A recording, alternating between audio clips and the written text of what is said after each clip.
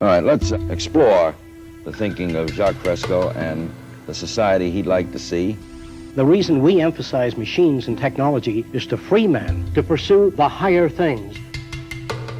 Machines ought to do the filthy, repetitious, or the boring jobs. It would take 10 years to change the surface of the earth. To save our environment, our stupidity, our conflict, we've got to reorganize our way of thinking and reconsider our social aims. We must put our mind to this as we do to put a man on the moon.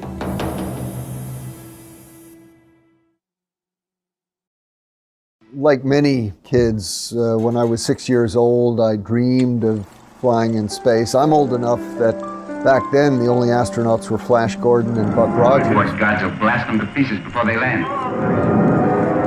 And I went on and became a professional astronomer. I was lucky enough to get selected in the first group of shuttle astronauts. We trained for a long time, and of course you go through many different types of simulators. But when you're actually sitting up there on the rocket, you realize that, hey, this is not the simulator.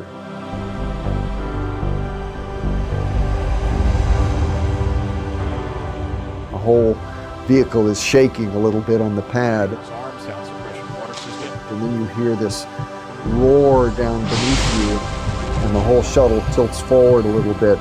And then as it comes back to the vertical position, then all of a sudden, wham, the solid boosters ignite. And there's an incredible vibration and noise. And for the next 2 minutes, there is just so much power that you're sitting on top of.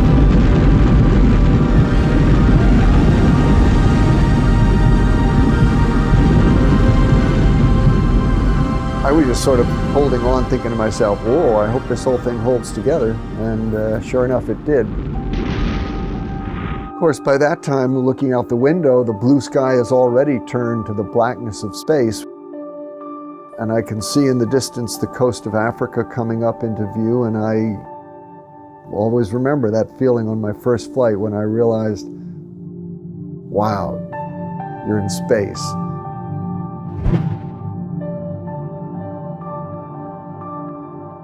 You see from orbit the sunrises and sunsets 16 times every 24 hours. Flying over the Earth at night, in particular, gives you a real sense of human civilization. Because during the day, you look down and you see the colors of the Earth, you see the forms of the landmass of the continents. There's a lot of beautiful things to see during the day. There's also the view of the impact that humans have had on our planet, and that can be pretty scary. Over the course of 11 years of flying, I watched as the Amazon jungle was continually being deforested. At night, you constantly see agricultural burning all over the world. So you could see harbors being silted up. You could see in Africa how the tree line would go up every year. And of course, we know about global warming and what we're doing to the atmosphere. That's the other thing that you really get a sense of from space, is how thin our atmosphere is.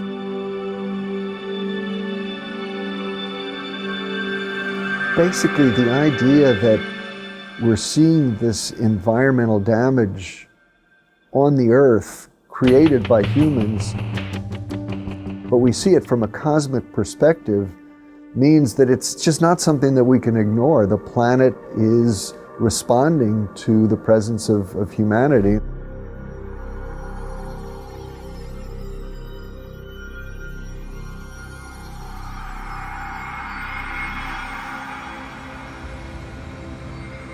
The Earth is a very small stage in a vast cosmic arena. Think of the rivers of blood spilled by all those generals and emperors, so that in glory and triumph they could become the momentary masters of a fraction of a dot. Think of the endless cruelties visited by the inhabitants of one corner of this pixel on the scarcely distinguishable inhabitants of some other corner.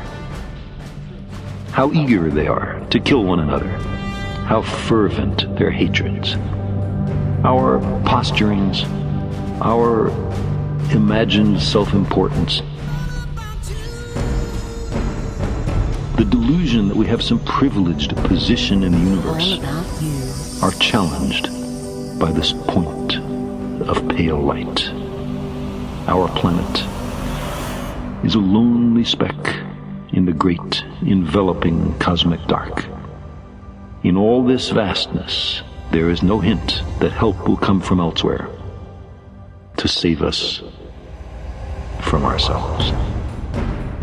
From ourselves.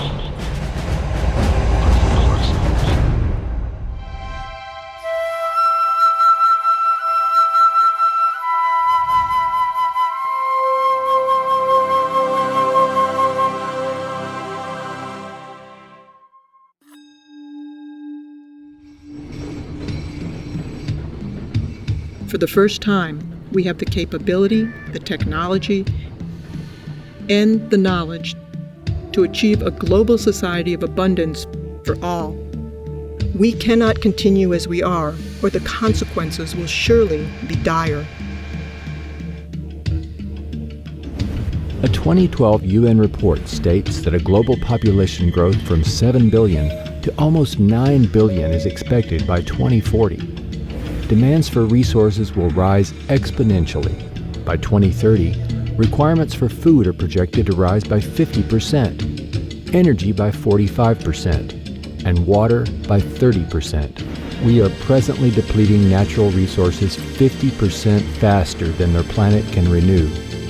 At this rate, it is estimated that we'll need 3 more planet Earths to keep up with resource needs as they are today. What is the sixth extinction? Is it happening right now? What's the cause of it? What we as human beings are doing to the planet, changing the basic conditions of life very dramatically and very rapidly. And yet, from environmental disaster to war, our obsolete value systems perpetuate insanity, threatening us on many fronts. Is it the best we can do to just clean up after the fact? Are politicians capable or even competent to manage the world around us? Speaker, let me explain. The Prime Minister. Are we simply incapable of anticipating and planning for our future? Are we innately flawed in ways we can't change? Why not just use firing squad? We often hear that human nature is fixed. Only human nature. And our worst qualities are inborn. How are they going to stop being criminals? Oh, nonsense. They were born that way, and there's no use trying to change them.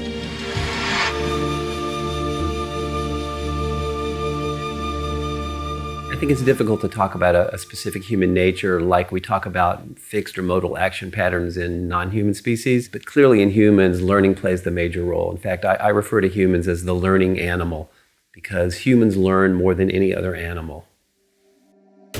And yet, considering our history of aggression, warlike tendencies, jealousies, and hatred,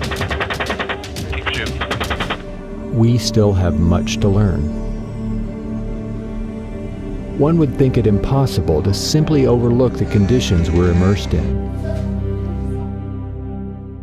The culture doesn't know any better. They don't know what forces are involved in shaping human behavior. Therefore, they invent their own concept and project their own values into human behavior and say that's human nature. That's where they're wrong. Right now we have an explosion of technologies in our culture, and I think many people think that technology is going to save us. Certainly technology has made our lives easier in many respects. Find parking space. Parking space found. Sometimes it's good, sometimes it's not so good. Drones armed with Hellfire missiles. How would you like to get paid to spy on your neighbors? But there's one technology that we don't have that we sorely need if we're going to really change, and that's a technology of behavior. So the science of behavior needs to be applied like the sciences of physics, chemistry, and biology have been. That's the one missing, ingredient in our culture. And that's the toughest one because it opposes the way that most people think about themselves. Examining human behavior in the same manner as any other physical phenomenon will enable us to understand the factors responsible for shaping our attitudes and our conduct. All natural scientists assume that their subject matters are lawful and orderly. I mean, if they're not, then you can't do science. Behavioral scientists assume that human behavior and the behavior of other organisms is also lawful and orderly. To not assume that means that you accept that human behavior is somehow separate from the rest of nature. We don't make that assumption. We make the assumption that human behavior is part of nature. Human behavior is just as lawful as everything else. The sunflower does not turn to the sun. The sun makes it turn by pulling in membranes. A sailboat cannot sail. The wind moves it. Plants can't grow. They are shoved by sunshine, soil, temperature, all kinds of things. All things are shoved by something else. All people are acted upon by other things. Remember, your mother said cup, table, light, papa, mama, over and over again until you did the same thing. Even race hatred is learned. Awakened as the ideals of intolerance and racial superiority are taught to succeeding generations. You can be brought up to hate Afro-Americans. You can be brought up to hate Jews, Swedes, all kinds of people. I hate Filipinos. I hate Mexicans. I hate them all. We can raise a Jewish boy in a Nazi culture and becomes a good Nazi. Mechanical processes are based upon many interacting systems. What you got there, son? A plane. What makes it fly? Is it the propeller? Well, the propeller's not going to turn unless you have the motor, right? So, it's the motor? But the motor needs fuel. So I'm guessing it's the fuel that makes it fly. Almost, but if you don't have the spark plugs and the oxygen, the fuel's not going to burn. So it's spark plugs and oxygen? Well, you would think so, but actually, even with all that working, if you don't have the wings and the control surfaces to give it lift, it'll never get off the ground. So it's the wings and control surfaces that make it fly? Actually, it's all the above, son. It's a complicated machine, so it needs all these things working together to make the plane fly. That's a lot like other technologies and even human behavior. So it's all those things that make it fly? Exactly, kiddo. Just like mechanical systems, our behavior has no single cause. God gives people good blood and bad blood, and there's an end to it. Our behavior is generated by the many interacting variables that we encounter. The environment can never be the same for any two individuals. And that really counters claims that people make when they say, well, I have 3 children and they were all raised in the same environment, but they all turned out so different. Well, by that definition, the same environment refers to the house they lived in or the parents they had. There's no such thing as the same environment. If you have 2 kids, one is 4 years old and you play with them, and the 7-year-old is standing there with her lower lip, you say, what's the matter? The kid goes like that. And when you're making jealousy and envy, that's where it comes from. But from a scientific perspective, the environment really consists of the moment-to-moment interactions between your behavior and those events, both inside and outside you. So the environment is in constant flux. You put the young kid on your lap and the older kid, say, I love you both. You never play with any one kid or have a favorite. You say, you can go to a movie, but you can't because you didn't do your homework. When she falls down the stairs, you have a grin on your face. You know what I mean? Not that you're bad, but you feel you've been mistreated. Even our concepts of aesthetics and beauty are often attributed to an intrinsic quality, but closer investigation reveals that these perceptions vary greatly from place to place and throughout history. I think notions of aesthetics and beauty are for the most part learned. I mean, all you have to do are cross-cultural examinations of what people consider to be attractive and beautiful, and you'll find that they differ widely from culture to culture, and sometimes they differ widely within the same culture. There's people who wear brass rings around their neck. They stretch their neck. If you took those rings away, the head would fall over, and they call that beauty. On some of the islands I went to visit, if the girl had a buttocks that stuck way out, that was beautiful. The other girls were nothing. But even a girl might find herself shut up in a cage until she's put on those 265 pounds that make her almost, but not quite eligible for marriage in her country. I know there are suggestions that there are genetic contributions to what we think is beautiful, but I think the most parsimonious explanation we can have for what constitutes beauty to a given individual has to come from that individual's environment, the culture they're raised in. If everybody had a nose a foot long, you'd have surgery done. There is no such thing as beauty. It's all projection. If you marry the most beautiful girl in the world, and she turns out to be a pain in the butt, that face becomes ugly to you. Some researchers are posing that genes, rather than upbringing, determine if someone might become a criminal and even a murderer. If you ask people to tell you what determines whether they become a doctor or a lawyer or whatever profession, most people will agree that it has to do with your upbringing. You know, the influences from your parents, from teachers, from others, and not genes. Genes don't determine that you become a lawyer or a doctor. Genes don't give us a value system or a process level by which we operate. Well, genes don't shape our behavior. The genes themselves were shaped by our evolutionary history, but our behavior alone is squarely shaped by the environment that we're exposed to. Behavior does not occur in a vacuum. It is always dependent on considerable environmental input. I wanted to know whether men have a natural attitude toward women or do they learn it. So I went to some island years ago. But the interesting thing about the islands is they wore no clothing. And I never saw a male stare at the female body. Children swim nude when they're babies, boys and girls together. There was no peeping Toms on the island. There was no pictures of nude women up on the wall in their huts, because it was a normal thing to be nude. They said to the girl, "Me like you," and they stroked them from the top of the head all the way down. But they didn't go for the breasts. Men go for women's breasts in this country because they're taught, hey, get a load of that chick. And whose fault is it? It's not the Democrats' fault. And it's all Obama's fault. Of course, the traditional notion, which is one that gives the individual personal responsibility and autonomy, is one that gives the individual credit for his or her behavior, and also, on the other hand, blames the individual for his or her behavior. Blaming people for their behavior is one of the most detrimental things of our so-called advanced culture.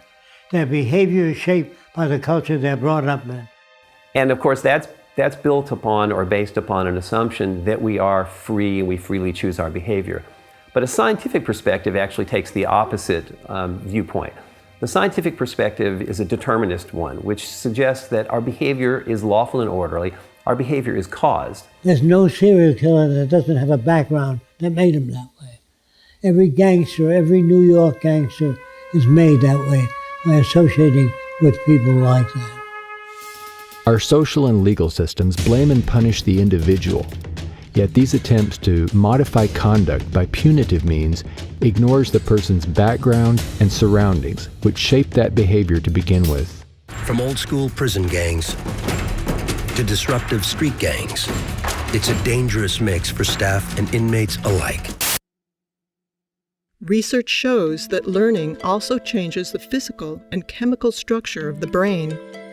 Obviously, there are many contributing factors, but genes play a small role in comparison to the effects of the overall environment on how we learn.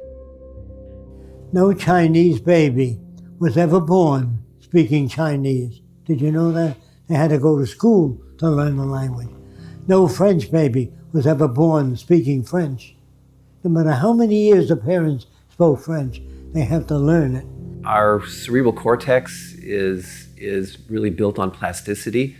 Our behavior is very malleable and very adaptive. We're the most adaptive creature on the planet. And if you look at the history of humankind on the planet, you can see that we've learned to adapt to every single environment on the planet.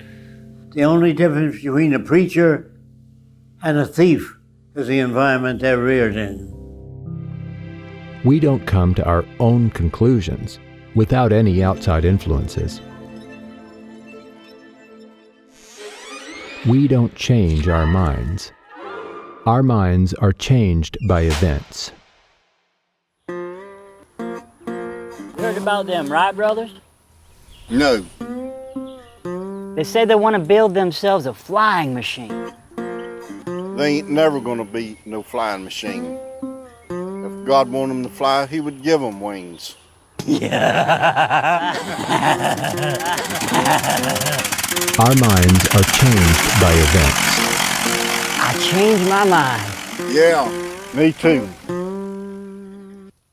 If you're born with a brain that's more effective, faster than the average brain, you become a fascist faster if you're brought up in a fascist environment. A good brain cannot describe that which is significant. A brain has no mechanism of discrimination. Only experimental evidence determines that. If the surroundings that establish our values remain unaltered, in spite of the urgings of poets, priests, and politicians, the same behavior and values will persist. If you tell people that you're not the fish in a certain area, if you don't provide food for those people and the means of living, they will violate those laws. All laws have to coincide with the nature of the physical world. But it isn't the law that prevents crime. It's if you meet the conditions. These days, rhino poachers come by helicopter, armed with powerful tranquilizers and a chainsaw. Rhino horn is now worth more than gold. If people are unemployed, they will do whatever they have to do to feed their family. So if you make a law and say that you're not to steal food, they will steal food if that serves their family needs. Any law that's made by man that doesn't fit the circumstances of reality will be violated. Higher ideals and aspirations that people hope for can't be realized when there is deprivation and war. If you want to go bomb somebody, there's remarkably little discussion about how much it might cost. But when you have a discussion about whether or not we can assist people who are suffering, then suddenly we become very, cost conscious. No culture evaluates human behavior in this way. If they did, they would question, what is it that generates greed, bigotry, inequities, and war? They bring you up with the values that put them in power. Unfortunately, all societies to date have indoctrinated people toward values that perpetuate those in power.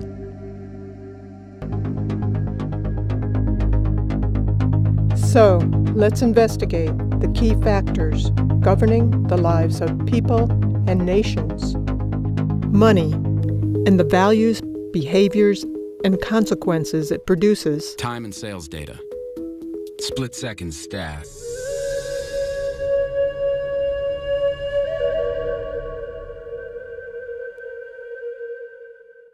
As a remnant of antiquity, money now largely serves as a mechanism of corruption, deprivation, and control in the hands of a few. It's corrupted everything. I mean, every institution that we live in is corrupted by money. What's fascinating to me is that we can become enslaved by something that we've created. Not physically, but just mentally enslaved by a notion that was invented by humanity. It is archaic because I think we've grown past what money can do. It is well enough that the people of the nation do not understand our banking and money system, or if they did, I believe there would be a revolution before tomorrow morning. Henry Ford, Ford Motor Company. In a desperate attempt to survive, many work multiple jobs. They may steal, lie, or embezzle. So stress-producing that the average person worries about rent, losing their job, can't pay off the house.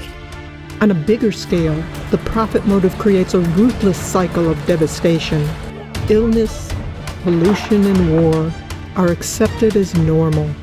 You have sort of a wartime economy that begins to be self-perpetuating, and you have powerful people inside of a power vacuum, really, who see it as in their interest to perpetuate the conflict.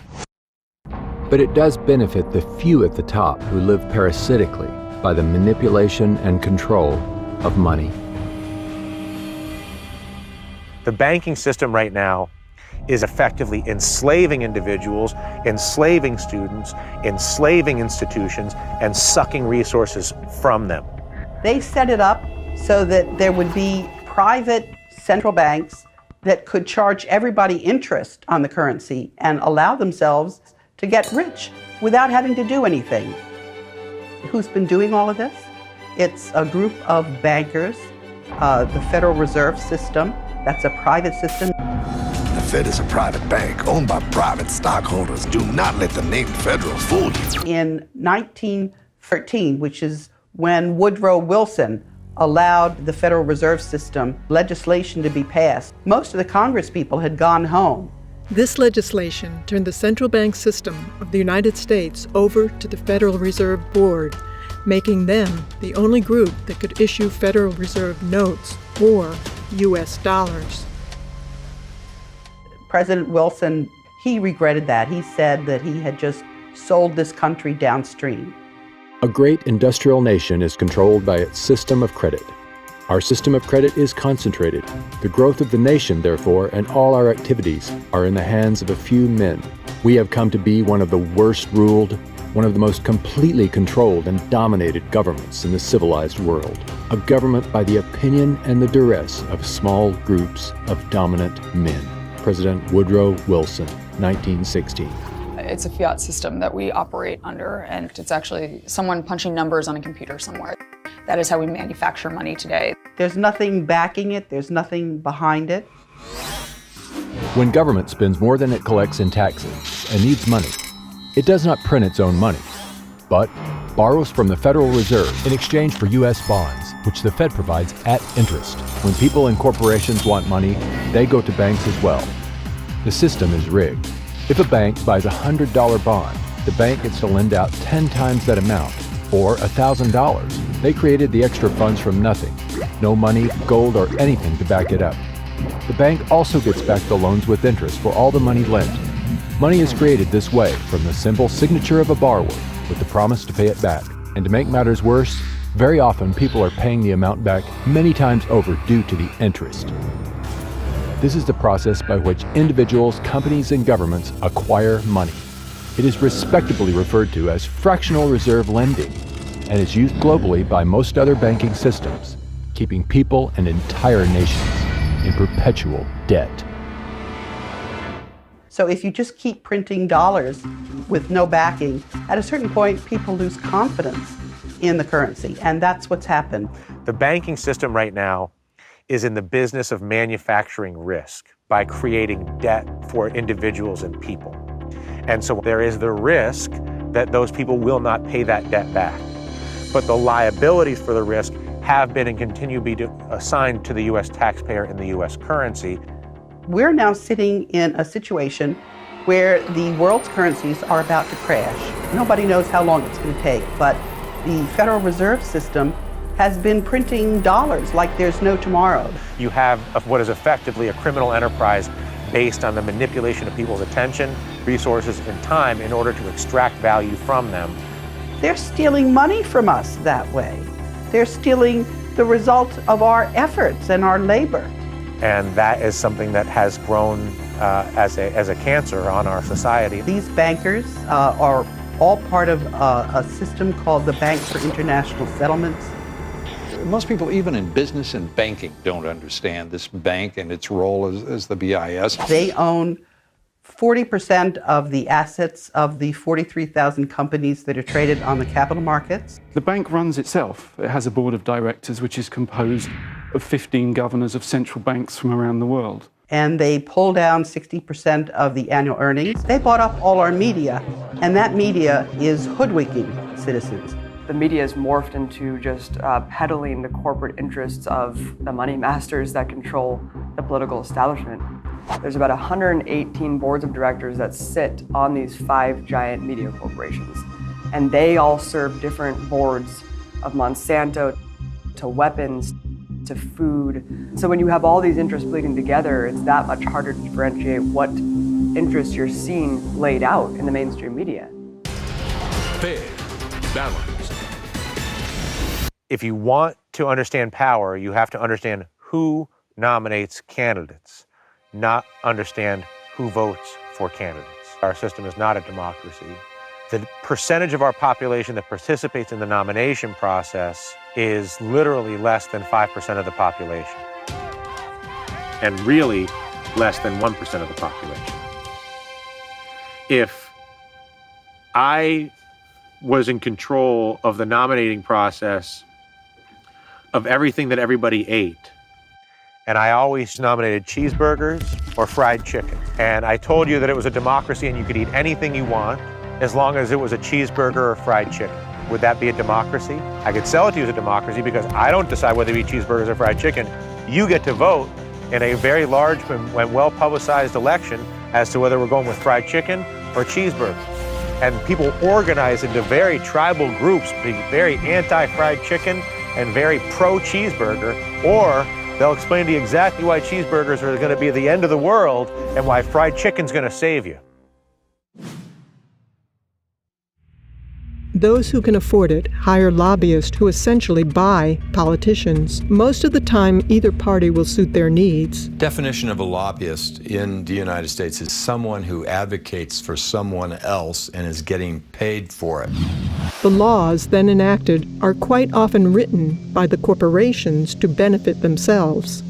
Professor Thurber sees an underground explosion in lobbying and estimates the industry actually brings in more than $9 billion a year, exceeded only by tourism and government. The reason that we aren't changing things right now is the banks have lobbyists in Washington in numbers I've never seen. Lobbyists are strictly there to buy access. They are not there to enhance the democratic process. Families and working people just don't have that kind of representation, power, or influence to look after their needs. They've designed the system to reinforce and, in a sense, finance themselves based off of special interests. Everything that was around in 2007, 2008 that we get so scared about, the mortgage-backed securities, the credit default swaps, the other derivatives, they still exist. They absolutely do. And yes, there's higher capital requirements for the banks, so they can't be as leveraged, but those are not that high. And if we don't have a media that's providing who's really like writing these bills and passing this legislation and what it's all for and who it serves, then we're living in an illusion. Well, I think that generally the laws in this country are written by the wealthy and the powerful, because I think by definition that's who controls the legislatures and the commanding heights of the power system in this country. And that's a scary reality, because you can pay your way into having laws implemented that serve you and your corporation as you would like them to serve. The complete impunity that corporations have to operate unabated and pollute the entire planet. A major spill of toxic coal ash is raising questions again about the safety of water and the government regulators overseeing industry. There's zero accountability. Other than slap on the wrist of a couple fines here and then. Slave labor to the exploitation of resources on the planet. The slap on the wrist of industries that pollute, cut corners, and violate policies will continue as long as it's profitable to do so. JP Morgan paid $13 billion in fines last year. If you have that much money in order to just pay fines, and they put away $19 billion for paying fines. JP Morgan is paying $410 million to settle charges with the government, but JP Morgan is not admitting any wrongdoing. Goldman Sachs settled early on in this case for $550 million without admitting wrongdoing. UBS has agreed to pay about $50 million. Under the terms of the settlement, UBS did not admit any wrongdoing. Well, I think that people commit the crimes that they're in a social position to commit. I think it was Bertolt Brecht that asked, which is a greater crime, to rob a bank or to own one? And I think as we've seen from everything from the savings and loan scandals to the Wall Street meltdown, that all too often the owners of the banks are frequently looting the institutions that employ them. They commit all manner of illegal acts, and yet they're very rarely prosecuted for them. And throughout history, there's been very little, I think, pretense that the government has always acted as an agent for the wealthy class. Yes, there might be idealistic politicians that got into the game to change the world, but if they're good, any good at their job, they're no longer changing the world. They're serving the interests of their donors if they want to rise in the world of politics. They say, write your congressman. Who the hell is this jackass that you have to write? He should be at the forefront of technology and knowledge. You don't have to write him. I'm sure most of you have flown in airliners. You don't have to write the pilot saying you're flying at an angle. Straighten out, God damn it. He knows his business. That's how he got the job. The people in Washington are lawyers and businessmen and can solve no problems. If the bottom line and it's a profit-driven world, then those interests are going to be served first, and everything is going to be secondary, and that's the sad reality of it. There is no value system that's put out there that is actually beneficial to humanity because it's based on consumerism and profit making. And we use artificial pumping in animals to make them grow faster. So if you can multiply the cells in a chicken faster, you can sell it sooner. But does that have an effect on the human body? They don't worry about it. They worry about the sale of chickens. Wealth is going to the rich faster than any other time in history. The success of the industrialized world has been dependent on the failure and the lack of development of the developing world. I mean, the reason that they're stifled is because they are indebted to the first world. We wouldn't be prospering if it weren't for the labor that's going on and the indentured servitude that's going on in the entire developing country. And so that's the power dynamic can never change in that respect because it's literally dependent on it being that way. The dirty and dangerous work done by children. The jobs down in the pits are typically reserved for teenagers with only tree limbs to brace the mine walls. The risk to them is real. Rich governments like to say they're helping poor countries develop. But who's developing who here? Each year, poor countries are paying about $600 billion in debt service to rich countries on loans that have already been paid off many times over. And then there's the money that poor countries lose from trade rules imposed by rich countries. Altogether, that's more than $2 trillion every year. Money systems have existed for centuries, and whether we realize it or not, have always been used to control behavior by limiting the purchasing power of the majority of people. One example of this is the criminal justice system.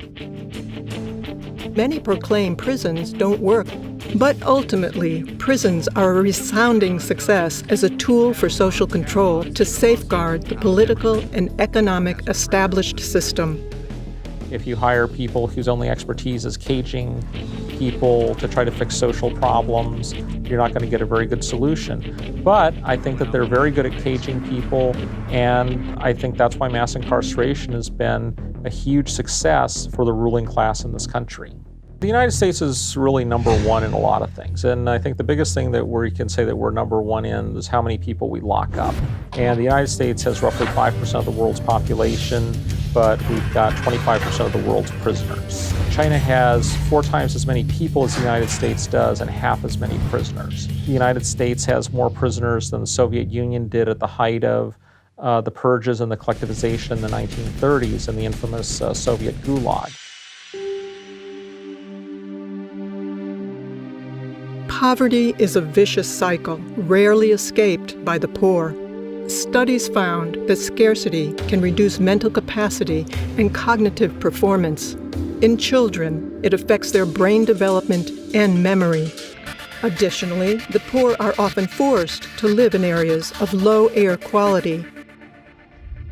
Far from being a problem for only the poor, all areas of the socioeconomic spectrum suffer when our air, food, and water are polluted by fossil fuel emissions and radiation from nuclear accidents.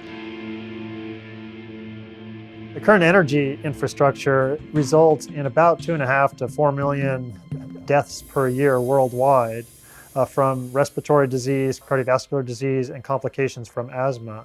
We're in downtown Beijing and the pollution readings have once again gone off the charts. Readings are around 25 times World Health Organization standards.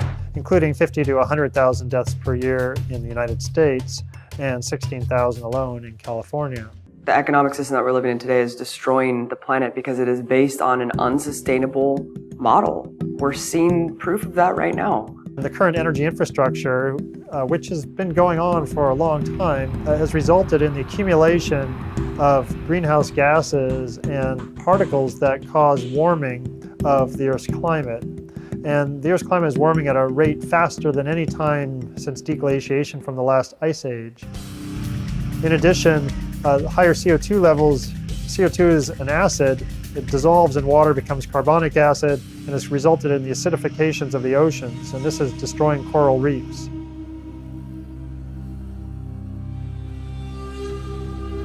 We have to realize our planet does have a certain amount of regenerative power, and there's no question that we've been through numerous worldwide extinctions. We have fossil records of that, and the Earth has recovered. There is a limiting carrying capacity, though. There are many additional impacts of global warming. Sea level rise is a very big concern. For example, right now there is about 65 to 70 meters of sea level stored in ice, mostly in the Antarctic, but also in glaciers in Greenland and also sea ice in the Arctic and other places. The temperature's warm enough that we melt all this ice. That means the sea levels will rise 65 to 70 meters, and that will cover 7% of all the world's land and result in all this is along the coast where most people in the world live. This will cause a significant disaster. We're also seeing enhanced storminess, increased intensity of hurricanes, and greater extremes of weather associated with global warming.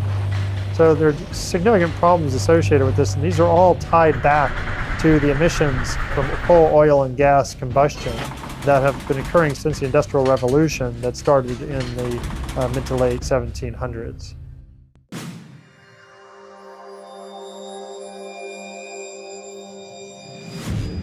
It is probable that war itself could be our undoing, let alone the environment. Our brutal, competitive behaviors are not human nature, but simply a result of scarcity, making us all competitors in the fight to attain what we need to survive. And while scarcity is naturally occurring, it's also intentional in industries and governments for profit and national interest. As long as nations are immersed in scarcity, we will continue to have conflicts between people. Crimes, murder, and other violence,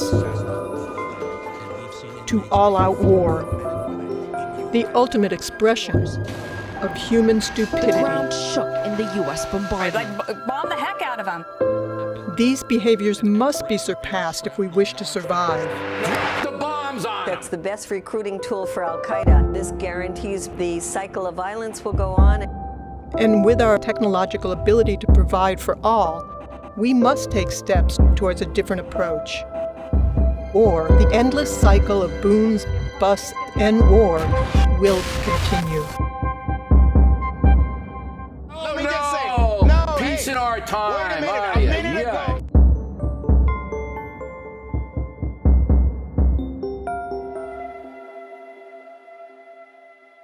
Nobody, including the United, and most of all the United States, goes to war to liberate or spread democracy.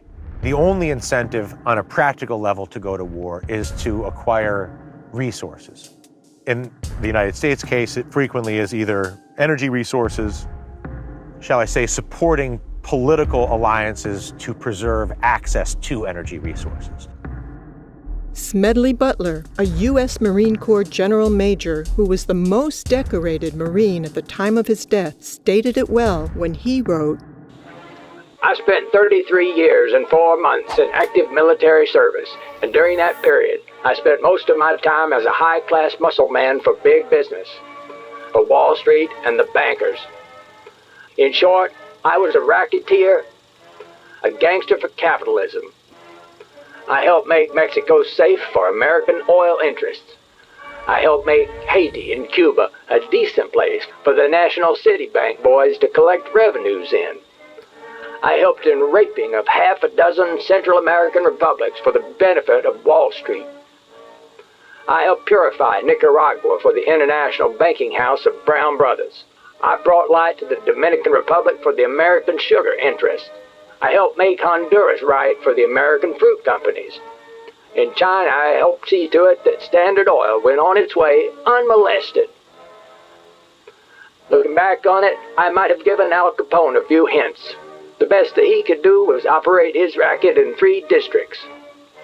I operated on 3 continents. War is a racket.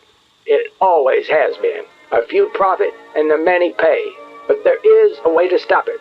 You can end it by disarmament conferences. It can be smashed effectively only by taking the profit out of war. Our universities today are better equipped than ever. Best microscopes, the best scientific equipment, and the bombs are getting worse. The wars are getting worse. Killing is getting worse. You don't need to kill people, bomb cities. There's something wrong with our culture, very wrong. To blame any individual or corporation does not get at the root causes of the problems. The structure of our socio-economic system itself has everyone out to meet their own needs, creating a predatory, competitive environment. Attempting to find solutions to the monumental problems within our present society will only serve as temporary patchwork, prolonging what is quickly becoming an obsolete system.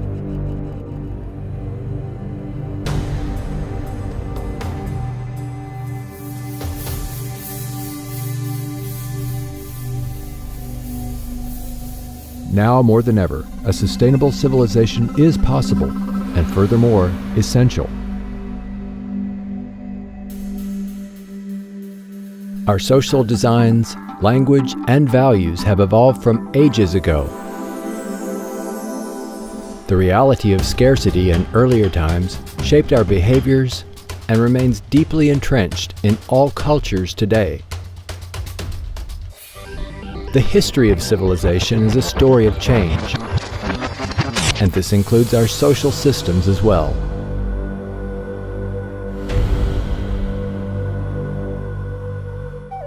Our earliest enlightenments were but stepping stones in the sequential development to our present science and technology, which could now produce and distribute abundance to everyone.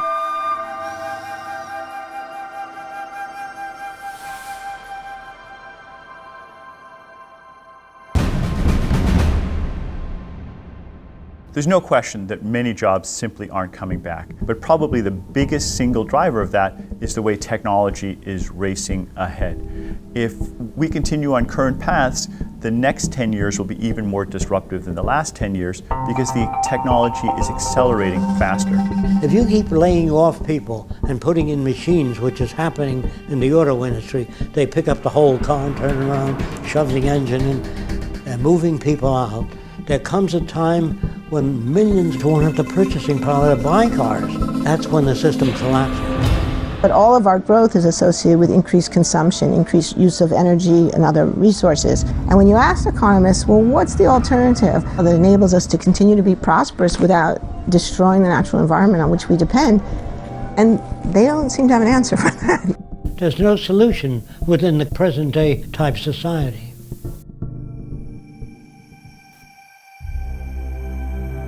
The Venus Project proposes a workable alternative.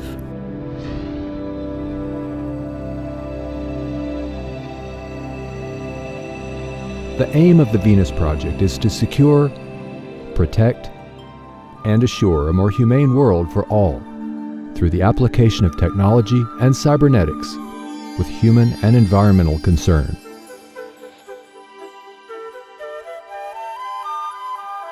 People need information to be able to move into the future intelligently.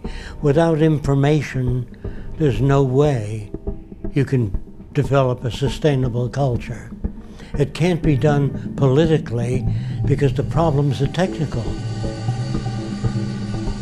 If you succeeded in arranging for the most ethical people in the world of the highest morality and put them in government, when your lights fail in your house, you need an electrician. When the dams don't generate enough electricity, you don't need a highly moral politician. You need an electrical engineer. So our problems in the world can be solved by technical people.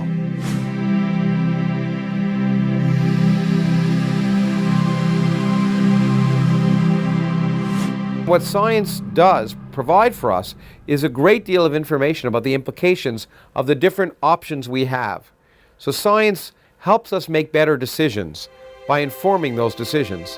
And that's why it's a shame to turn away from science in the public arena. Science is not an emotional way, not a wishful thinking way, but a rational way of seeing what the connections are. That's what science is about. How could that not apply to everything? Well, the scientific method, quite simply, is a process by which you can try and distinguish what accurately describes the universe from what doesn't. It involves several steps. Often, of course, you make some supposition or prediction about what phenomena might result based on some theory. But then, most importantly, use empirical data, testing. You test your idea in a way that's falsifiable. When they said to scientists, can you put a man on the moon? The answer was, I don't know. They go, how do you find out? Oh, we have to put a guy in a centrifuge and spin him and see when he conks out. Then we know how fast the rocket can go. It can't start out at 7 miles a second. The guy had flattened out. After they try all these, then they say this is what we have to do to get a man on the moon. You have to perform additional tests that are more selective to determine, in fact, how accurate your idea is. And science continues by the process of continual testing your ideas. If you're going to get into nature, you're going to get into the rules by which nature operates. And it does operate by very specific rules, which means it's predictable. And so what's science? For me, it's more than a body of knowledge, it's a way of thinking.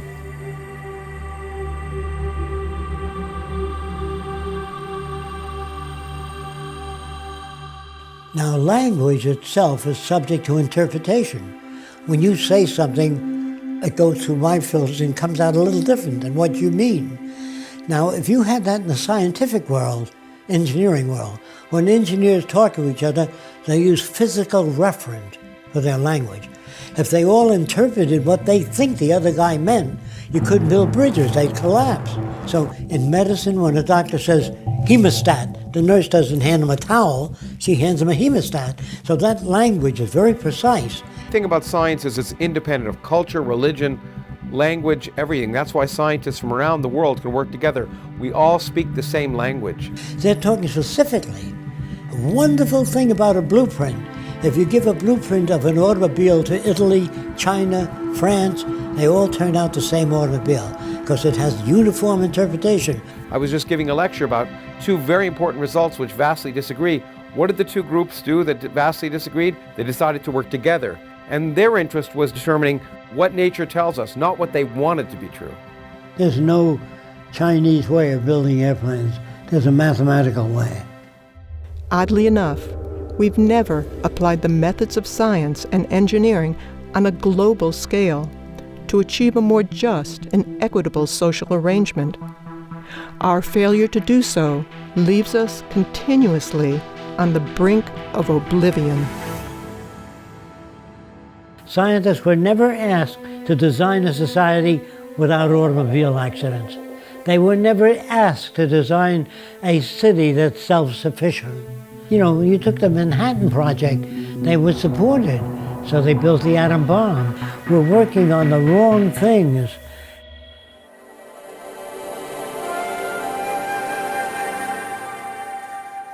The society I'm talking about is global cooperation, where all the nations work toward improving the lot of humankind.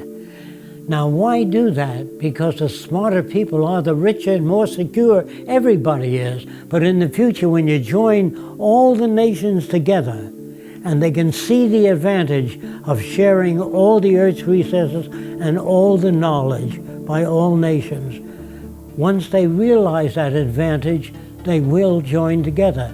If they do not, they'll kill each other. That's what endless warfare has led to.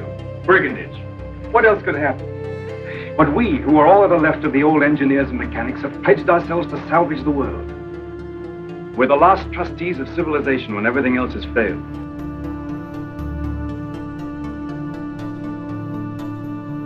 If our planet had a common catastrophic threat, such as a large meteor heading toward the Earth, nations would unite and call upon science and technology to solve the pending catastrophe.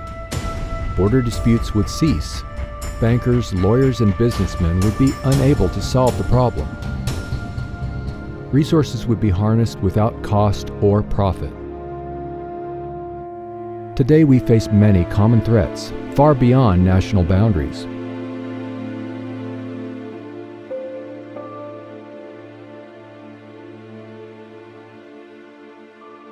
In the world today, we have enough resources to solve most human problems. We can build cities, hospitals all over the world if we use resources. But if you conscripted all the money in the world, there's not enough money to build hospitals and housing all over the world and finance the education of students. But we do have enough teachers and enough buildings we can use for universities. We have the resources. Money is an interference because it limits our ability and it limits our dreams. Imagine the possibilities of an unprecedented mobilization of scientific and technical alliances toward problem solving without the interference of money or politics to initiate global unification and restoration. This could easily enable a high standard of living for all. This is what Jaque Fresco had in mind when he proposed a resource-based economy. If our planet ran out of resources, no matter how much gold or money or possessions you had, you could not survive. Our entire survival is based upon resources. Growing up in the Great Depression in the early 1930s in New York City was a catalyst for his life's work. Jaque explored many different social alternatives during that time, but all seemed insufficient. He rejected the obsolete teaching methods of the time and was granted special privileges by his principal. He read books that furthered his interest in human behavior and social change. His early research with training and observing animals led him to similar findings with people as well. He concluded the environment shapes our values, our identity, and generates our behavior. Fresco witnessed great suffering and scarcity, even though Earth was abundant with resources. He saw it was the rules of the game we play by that were at fault. Jaque started with a lot of technical things when he was very young, and what gave him incentive for that, some of the first designs, was that his younger cousin cut his fingers in a metal fan. So Jaque came up with a fabric fan. He was just a little kid, and he took it to the fan company, and they said, "Oh, nice idea, kid, but it's not practical." And then a couple months later, they came out with it. This was his first introduction to the free enterprise system. It's not free and it's not enterprising. Fresco grasped the necessity to develop an entirely new social design, which integrates the best of science and technology dedicated toward human and environmental concern. To accomplish this holistic approach, Fresco studied and worked in a wide range of fields, such as architecture, transportation, medicine, behavioral sciences, industrial design, and more. For most of his life, he has lectured, written books, designed and produced models and media to introduce methods that could work for all instead of only a few individuals. Sometimes when you talk about a new kind of world, it frightens people. They figure, well, gee, everything is technical. What about the human aspect? And I had to devise models and make buildings and homes to show people what kind of home they might live in the future.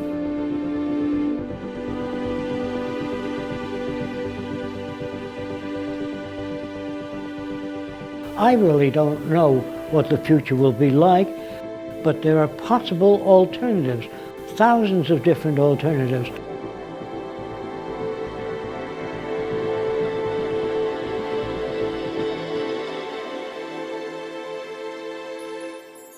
Fresco and co-founder Roxanne Meadows built the experimental structures to test and illustrate his designs and provide a research center from which to continue furthering the aims and proposals. We moved here in about 1980, and this was all flat tomato patch, most of it. We got 10 acres and another 10 acres. Jaque wanted an island in the Caribbean, which was $800,000, and we couldn't afford it, so we settled on 1,000 an acre here in Venus. So we made it look like a tropical island. We planted hundreds of palm trees and fruit trees and dug the waterways. And then the animals came. You know, we have deer, lots of alligators, bear, fox, raccoons. So it's really living in harmony with nature here. This is kind of an example of what the outskirts of Jaque City would be like. There would be one building very close to another building, but there's so many trees in between that it looks like you're living in a forest. So what the Venus Project really wants is to unify all the nations of the world toward common goals, such as clean air, clean water, non-contaminated food, and make that available to everyone.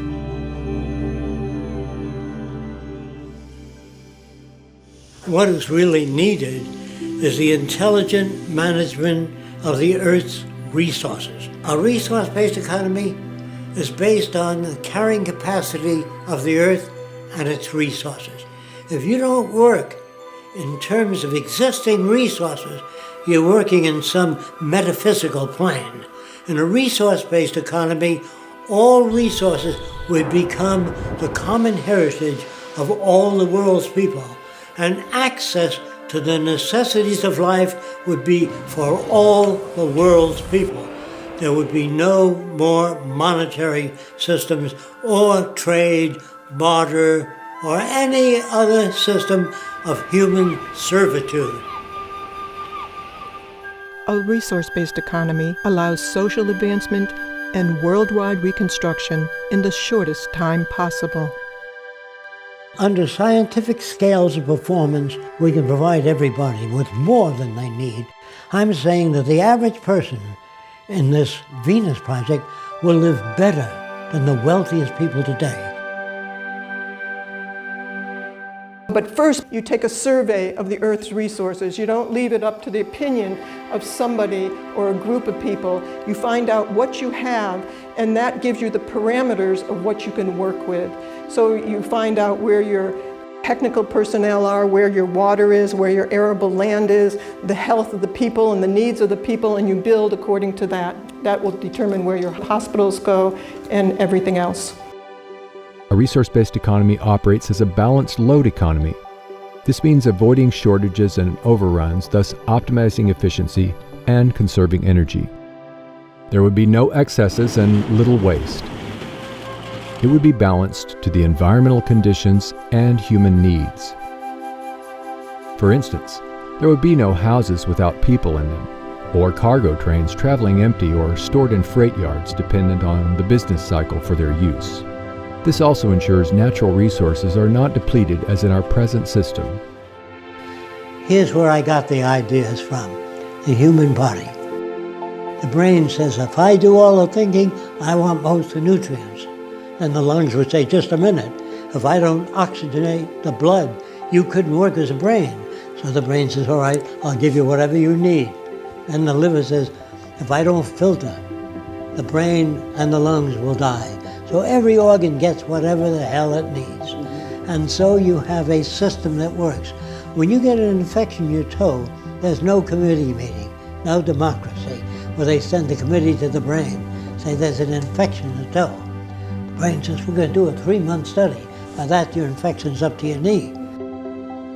To achieve the intelligent management of resources, technologies are used to monitor and track goods and services.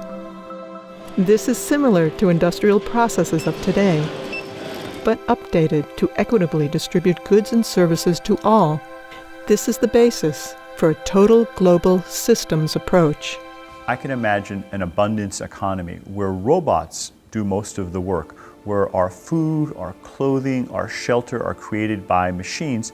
And I think it's very realistic for us to completely eliminate absolute poverty worldwide, not just in the United States, by the year 2035. Nobody needs to starve ever again. That could be an enormous milestone that is achievable because of technology. When we computerize everything and start producing things and make things available, it'll be too cheap to monitor. With the most capable computers, we can arrive at more appropriate decisions on a global scale. I have no doubt that machines will eventually be assigned more and more decision making. For example, years ago, a pilot would look out of a plane and says, I think I'm about a mile high. But today they have Doppler radar and they know exactly how high they are. So we don't want human guesswork anymore when a machine can do it. So I see the future as using very sophisticated computers that make decisions. Now, how do computers make decisions? They have their tentacles out into transportation, agriculture, so they can tell you when the soil is depleted, when it has less water, because it has sensors built into the soil. The computer will be connected to weather departments, earthquake zones, everything. So I feel that eventually government will become computerized. Today, the world's fastest computer is in China.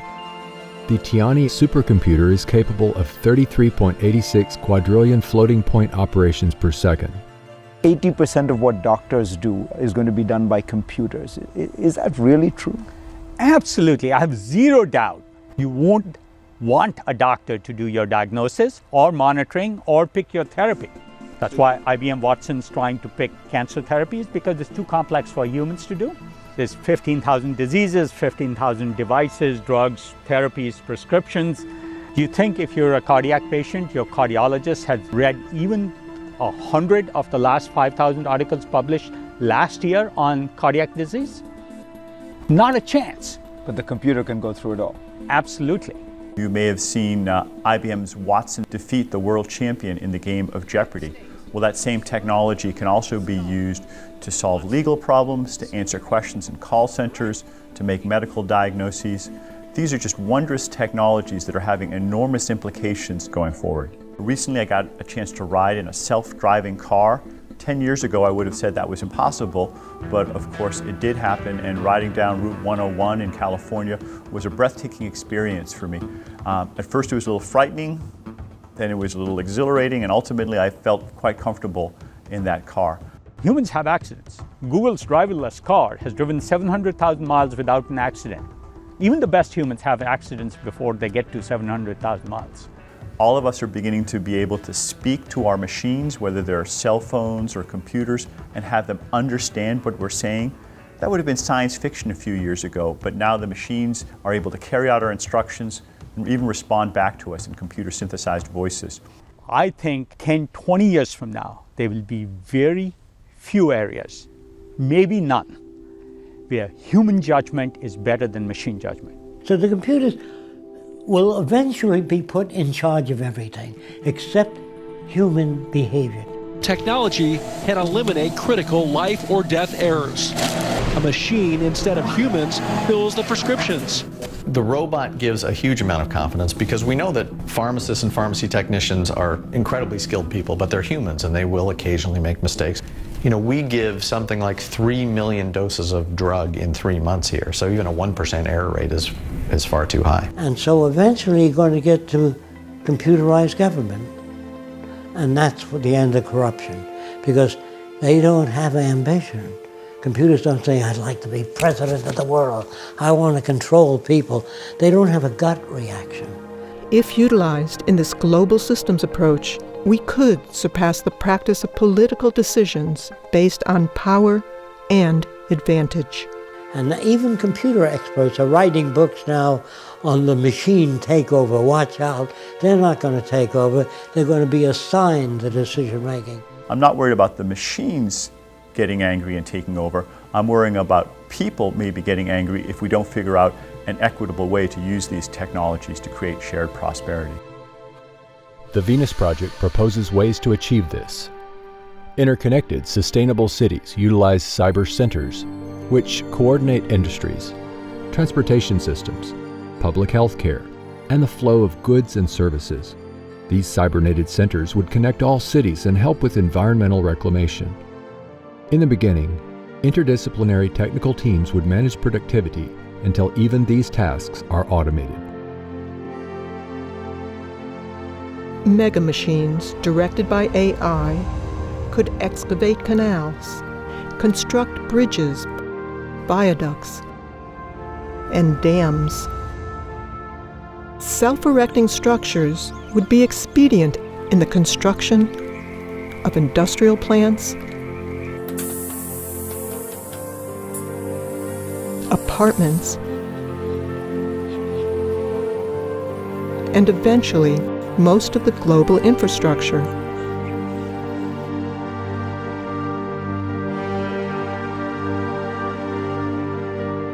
We study all the negative effects before we build anything.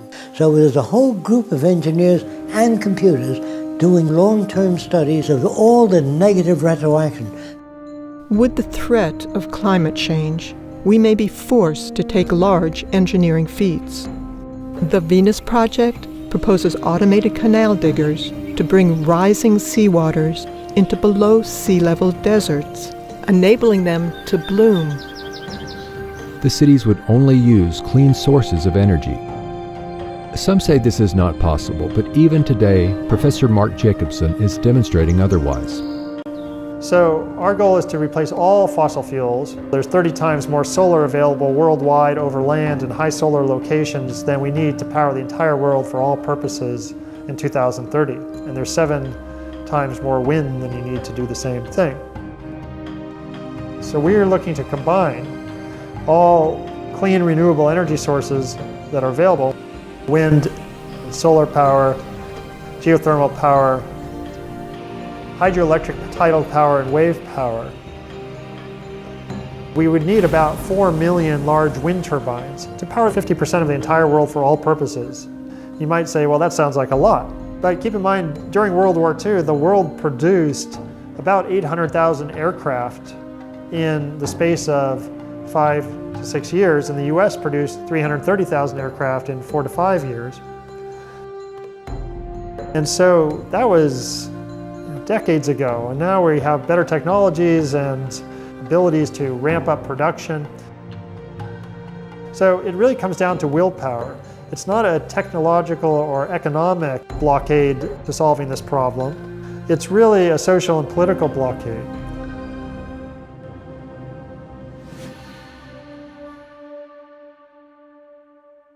The first city would be a testing ground for the implementation and further development of these social aims.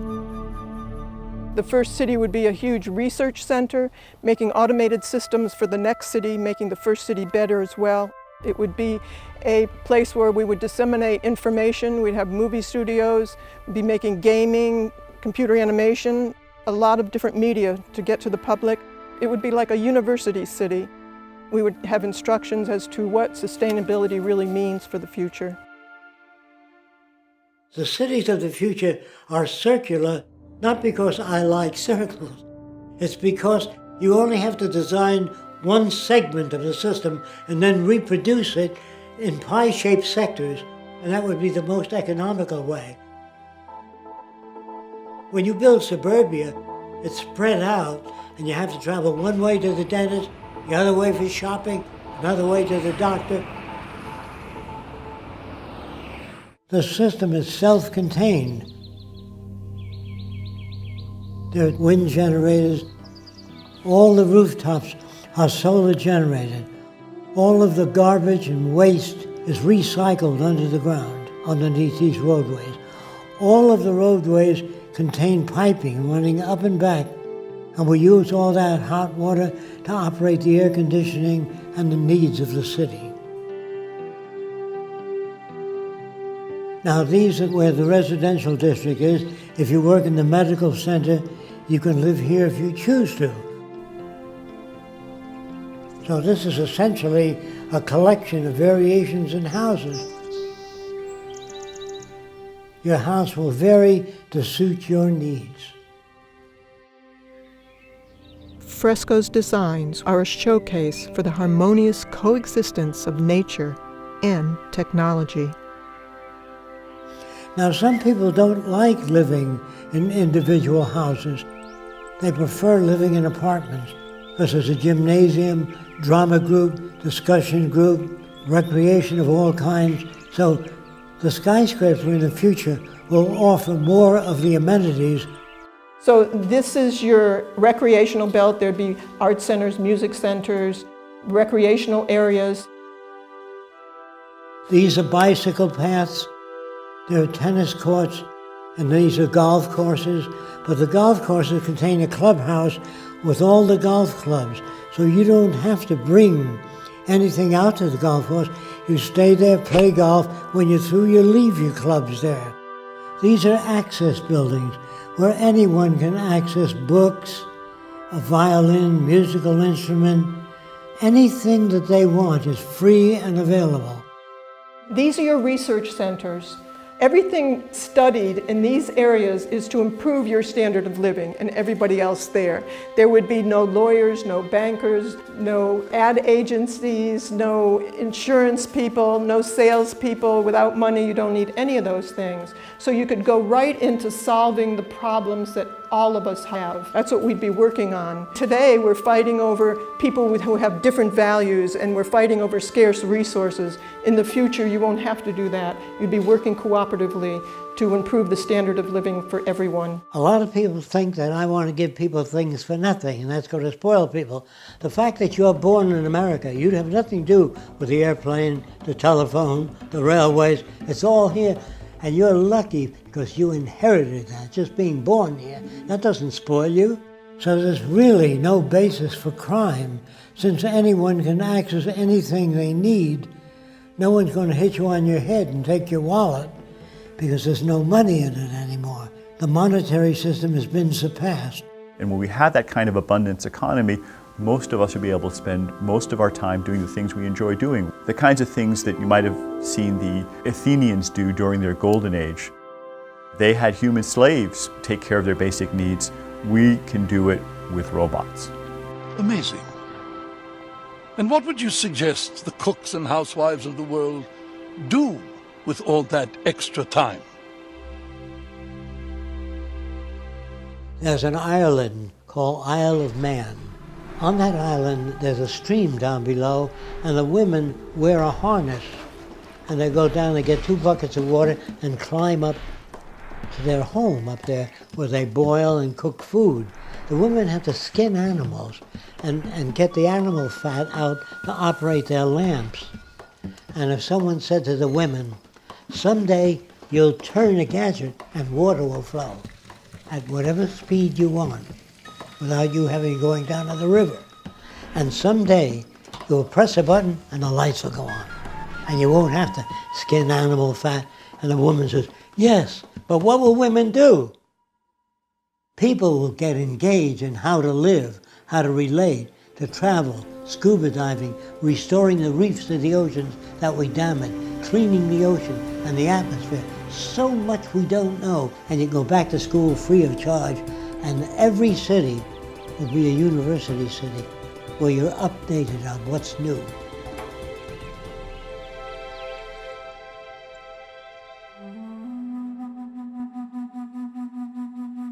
We would re-examine everything, from our social arrangements and building processes to our value system.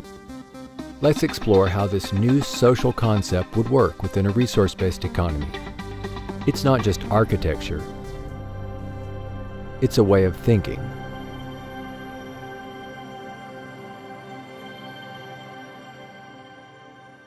We still have neural lag. It's hard for us to step into the future without dragging some of the past. We won't make the history books of the future. We are that ignorant. Not in technology. We're doing fine in computers, electronics, but the human value system is not moving fast enough. I would say that people would be much more productive, much more humane, much happier people. That is the question. Will people be happier with new technology? No, not new technology alone, but with a value system and new technology. In many instances, we ask people for their opinion. Do you think man will ever get to the moon? They may say, maybe 10,000 years from now. Instead of saying, I don't know enough about that to give you a sensible answer. That's the way you talk.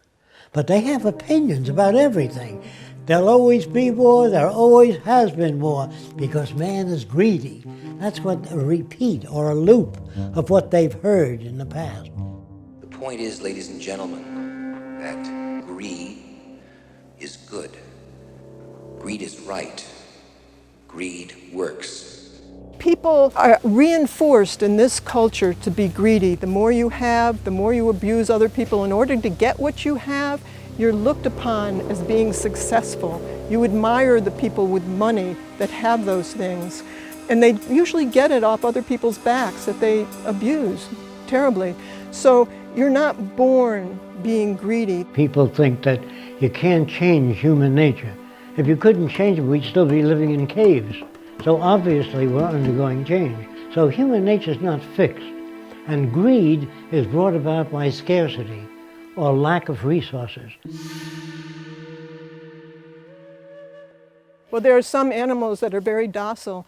The cows on the next field, they wouldn't hurt each other at all. But when we approach them with oranges, because there's a scarcity of oranges, they start bucking each other. So it's really a matter of scarcity. What the Venus Project is trying to do is eliminate scarcity and produce abundance. And for the first time in history, we can do that because we have the technology to be able to supply people with whatever they need. Some people believe that there's such a thing as human intelligence. Remember that an intelligent electrical engineer of 75 years ago could not get a job today.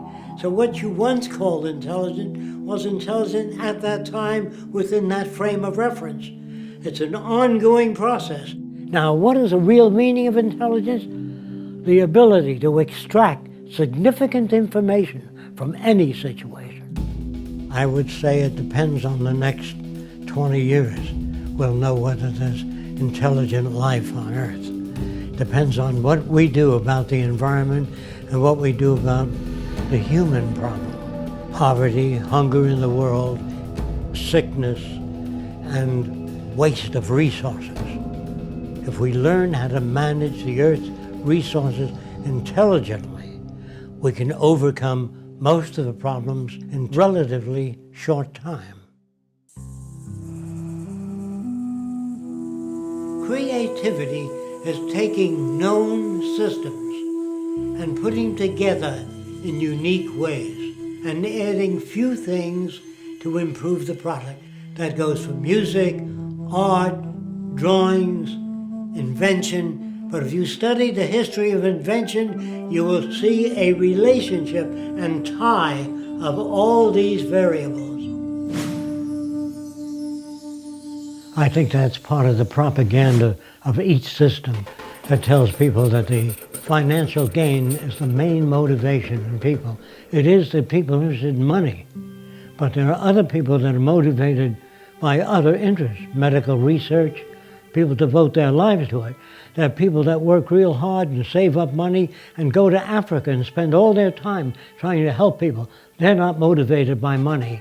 And I am suspicious of people that are only motivated by money. And a $40,000 gold fucking watch. It's not a healthy motivation. If you want to know what kills incentive, is you give people the minimum amount of money, minimum vacation, hard, dirty work with no future. A man that washes dishes in a restaurant, they keep bringing a new pile in every 20 minutes, and he sees no out. He can never buy a home or own a car. He doesn't own enough. So what incentive is that?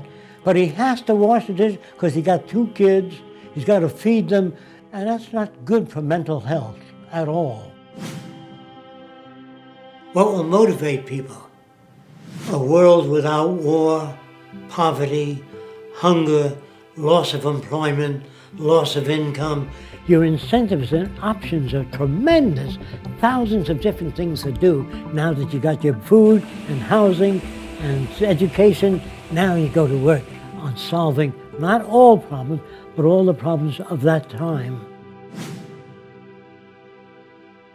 So we do it because we are functionally selfish, meaning being selfish for yourself alone is detrimental, but functionally selfish means take care of the environment, share ideas with people, and in that way we all gain. They can see on the news every day that everything they do goes out there to all humanity. So everybody in the world represents an extension to their life rather than everybody selling themselves and making a profit on one another.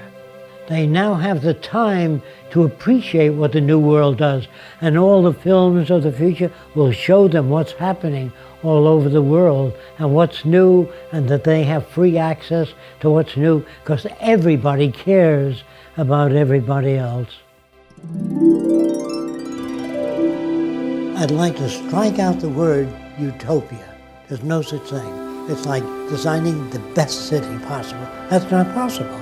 We can design a far better city, but as time goes on with new invention, it's always in the process of change. Are we civilized? Of course not. It's an ongoing process. When people think, well, your ideas are utopian, that's not utopian. That's applied technology and efficiency. What we want is an emergent society that's never established, always learning new things, always moving onward toward change, and to help people adjust emotionally and intellectually to expect change, and change for the better. If the environment is structured, it produces what you would call ethical and moral behavior. But if you don't alter the environment, it'll keep producing what you got now. So the environment has to be changed. That means the schools, the things we learn, our language, all of these things have to be updated. I think that people will be ethical to the nature of the world. Ethical not because it says so in a book. They're ethical because it's better for them and better for society. So the new ethics is based upon the carrying capacity of the earth rather than my opinion. Will it be a democracy? It never was a democracy. It's been corrupt all the way back, only it's never been disclosed. Did you vote for the space program? Did you vote for the building of warships? Did you vote for any wars? What the hell do you mean by participatory democracy? It never existed. These are words. Whenever you hear democracy and freedom, watch out. That means it doesn't exist. In a world where it does exist, there are no proclamations as to human rights. It's built into the system. Black studies, women's studies are all part of a system that hasn't achieved that. In the future, for example, if you said, you know, there ought to be more kindness in the world and more cooperation, they would say, how do you do that? If you have nothing to offer, they say, why do you make noises? They would not accept that as anything sensible. Emotions are superfluous to the task. Your feelings in the future, all emotions, will be translated to an action pattern. You'll do medical research on how to develop bones that are getting weaker, how to strengthen them, how to improve the health of people. When emotions are translated to deeds rather than this. Now, another thing that really confuses people is the word love. Well, what would happen If you live with a replica of yourself, how long do you think you'd be together? How soon would you crash? So do you love yourself all the time? Of course not. How can you love another person? You only love certain things about people and certain things about yourself. The word love will disappear in the future and be replaced by a newer definition called extensionality, meaning enhance one another's lives. But I love you are just empty words that manifest nothing. It's how people behave to one another that indicates love. There's another thing that's very dangerous, claiming to be aware or conscious. You hear that all the time, at least I'm conscious. Well, I usually meet with those people and I say, where is your liver? I'm not sure. How fast is the blood moving through your veins and arteries? What area of the brain controls creativity? What area is responsible for emotions? What do you mean by consciousness? The human being on top of the Empire State Building can see a 3-foot ball, but a chicken hawk can see a dime and see whether it's heads or tails. The term used, consciousness or awareness, is limited to your senses. So we can never be conscious. We can grow in degrees and understand perhaps a little more about many more things, but we never can achieve consciousness because we don't see gamma rays, cosmic rays. We don't see all of those things without instrumentation. Religion has an old book with a lot of myths, packed with myths, and it doesn't change every year. Consider this. A scientist has a book on astronomy. Every year that book undergoes change. If you have a book on electronics that's 2 years old, it's obsolete. So they undergo change. But here's a minister with that one book under his arm. A real simplistic interpretation of the earth. And it caters to what people fear. What happens after death? What happens now is that myth and superstition is pervasive, not because we don't have better ways of understanding things, but because people want to believe things that make them feel better. Then they tell you in school that everything in nature has a purpose. You know, what's the purpose of life? So they say the purpose of the eyebrows is to deflect sweat off to the side. That means there's a designer. Now, what's the purpose of coughing and sneezing? To infect other people? They say the purpose of horns on an animal is to protect itself. So I said, what's the purpose of those horns? They say, that's for ramming other animals. I said, what if the horns go off to the side? Well, that's for keeping them off the side. What if they go back? That's keep them off the back? No. Animals are born with every which way horn, and they learn how to use them. People hope that there's some cosmic purpose to their life, but in fact, science, as far as we can tell, tells us there's no evidence that there's purpose to the universe. Does that mean there's no purpose to the universe? No, we can't prove it. It just said there's no evidence of a universe with purpose, and the universe effectively acts like it has no purpose. Now, should this depress us? In my opinion, no. Because what it means is that the purpose in our lives is the purpose we make. We don't want people to have loyalty to corporations or a country. We want them to have loyalty to methodology and loyalty to invention, meaning to improve everything that exists, to make them better, smarter, faster, and make them available to all people. That's the kind of loyalty that's needed. If China comes up with a new way of producing automations, congratulations. If Africans come up with a great idea, congratulations. No more loyalty to corporations, to country. Loyalty to the earth and to all the people on it, and to make the earth a far better place than it is. This is the kind of loyalty I'm talking about. This is the kind of pledge allegiance I'm talking about, to pledge allegiance to methodology.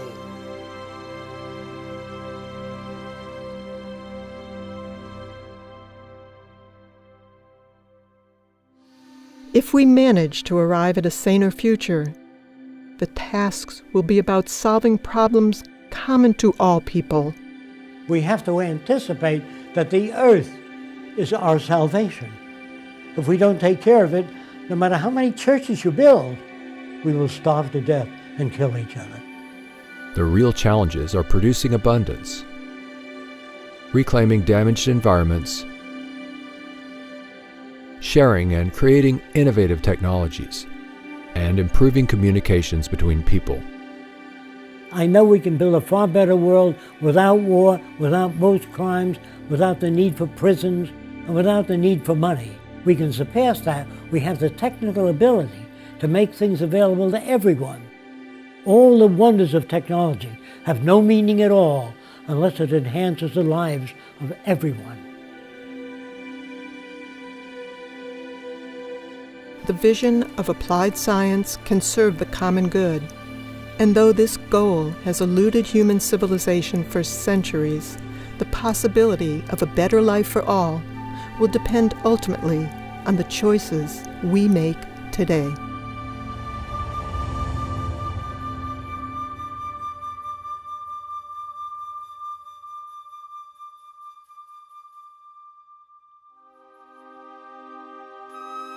Join those who are working toward making the Venus Project a reality